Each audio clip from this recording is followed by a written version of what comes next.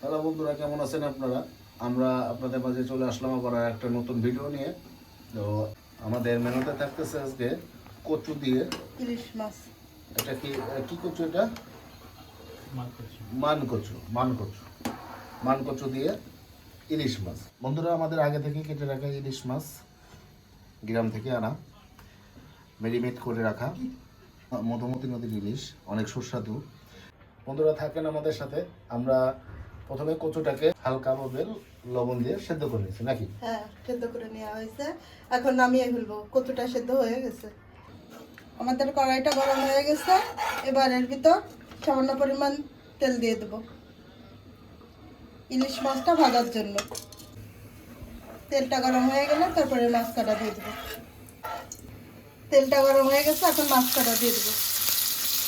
বন্ধুরা, আমাদের আজকে ভিডিও করতেছেন নতুন অতিথি। সে আজকে আমাদের ভিডিওতে আছেন। আমরা তিনজন আছি আজকে রান্নার উঠে, আমার মেজ বোন, ছোট বোন, জামাই ও আমি। মাছগুলো দেওয়া হয়ে গেল, মাছগুলো সব দেওয়া হয়ে গেল। এখন মাছগুলো এক পাশ ভাজা পর্যন্ত আমরা অপেক্ষা করবো। এক পাশ ভাজা হয়ে গেছে, এবার আমরা মাছটা উল্টিয়ে নেবো আর এক পাশ ভাজার জন্য।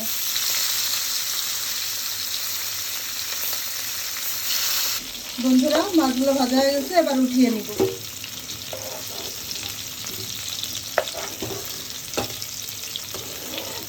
ইলিশ মাছটা বেশি ভাজলে স্বাদ থাকে না, এই জন্য অল্প ভাজাতে উঠিয়ে নেব।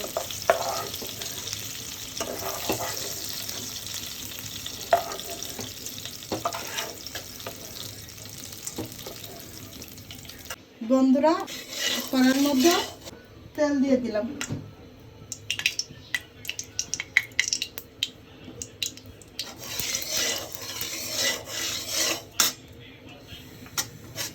এবার এর ভিতরে চিংড়ি মাছের মাথা দিয়ে দিব। আগের থেকে ছোট চিংড়ি মাছের মাথা রেখে দিয়েছিলাম, ওগুলো এখন ভেজে নেব। চিংড়ি মাছের মাথা দিয়ে বাটা হবে।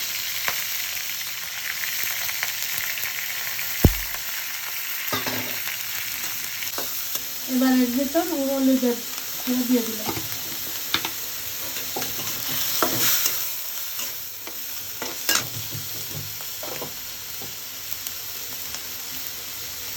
সামান্য পরিমাণ লবণ দিয়ে দিলাম।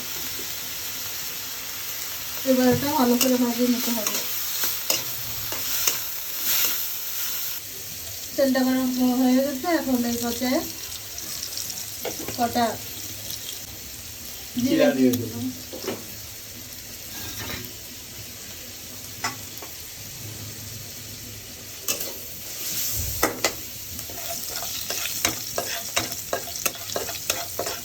এবার জিরাগুলো হয়ে গেছে, তবে এখন এই পর্যায়ে আগে থেকে সেদ্ধ করা কচুটা দিয়ে দিল।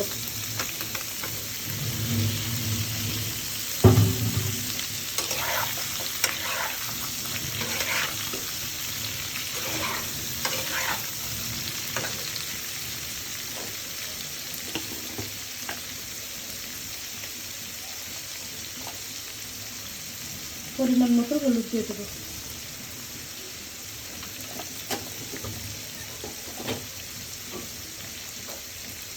পরিমাণ মতো লবণ দিয়ে দেবো। এবার এটা ভালো করে ভেজে নেব। সামান্য পরিমাণে মরিচ দিয়ে দিব। মরিচটা বেশি করেই দেওয়া হলো। এবার এটা ভালো করে ভেজে নেব। ভেজে নেওয়া পর্যন্ত আমরা অপেক্ষা করবো। বন্ধুরা, এর মধ্যে পেঁয়াজের কুচি দিয়ে দেবো, আগে থেকে কেটে রাখা। ধনের পাতা দিয়ে দেবো, কিছু রসুন দিয়ে দেবো,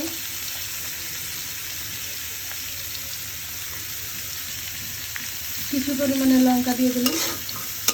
এবার এটা ভালো করে ভেজে নিতে হবে সবটাকে একসাথে। বন্ধুরা, আমাদের কচুটা ভাজা প্রায় শেষের পথে। এই পর্যায়ে আগে থেকে কাঁচা জিরা বাটা ছিল, এটা দিয়ে দেবো। এবার আর একটু ভালো করে কষিয়ে নেব।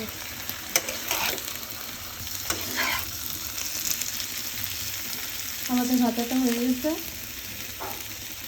এবারে এই পর্যায়ে জল দিয়ে দেবো পরিমাণ মতো। আমাদের চিংড়ি মাছটা ভাজি হয়ে গেছে, এখন নামিয়ে নেব।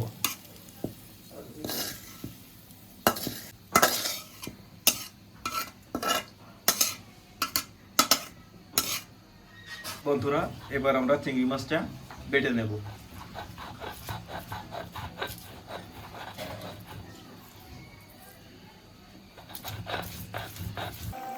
বন্ধুরা, আমাদের ঝোলটা ফুটে উঠেছে।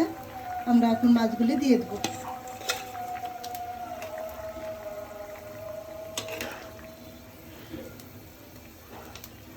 এবার আরো কিছুক্ষণ ফুটা অবধি অপেক্ষা করব। বন্ধুরা, আমাদের চিংড়ি মাছের মাথাটা বাটা হয়ে গেছে। বন্ধুরা, আমরা এই পর্যায়ে কিছু ভাজা জিরার গুঁড়া দিয়ে দিলাম। আমাদের ইলিশ মাছের ঝোলটা হয়ে গেছে, এখন নামিয়ে ফেলবো।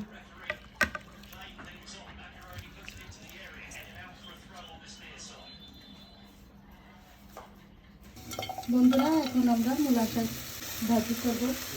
সে পর্যায়ে মূলা শাকগুলো দিয়ে দিলাম।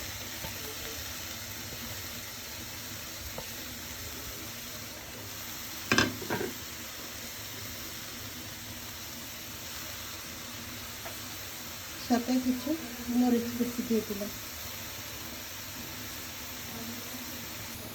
পরিমাণ মতো লবণ দিয়ে দিলাম।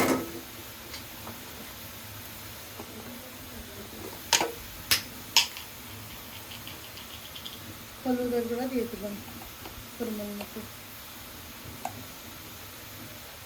বন্ধুরা, আমাদের মূলা শাকারি শেষ, নামিয়ে নিব। বন্ধুরা, আপনারা আমাদের সাথেই থাকবেন, আমাদের পাশে থাকবেন, আমাদের সামনে আগাইতে সাহায্য করবেন,